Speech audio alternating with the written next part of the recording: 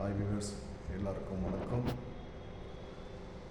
இன்னைக்கு நான் பேசக்கூடிய ஒரு டாபிக் என்னன்னா, எல்லா அரசியல்வாதிகளும் தன்னுடைய மக்கள் வரி பணத்தில் தான் எல்லாம் செலவு பண்ணுவாங்க. ஆனால் இங்கே பார்த்தீங்கன்னா, நம்ம தளபதி தன்னுடைய சொந்த உழைப்பையோட கஷ்டப்பட்ட பணத்தை ஒவ்வொரு விஷயத்துக்கும்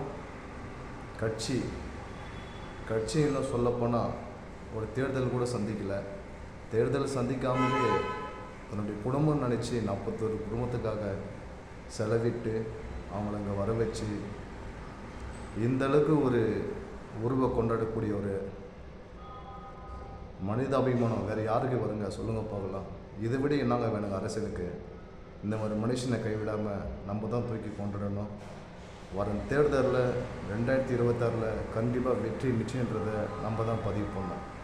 இது யாரும் மறந்துட்டீங்க, அதோட மறந்தே போயிடணும் தமிழ்நாடு.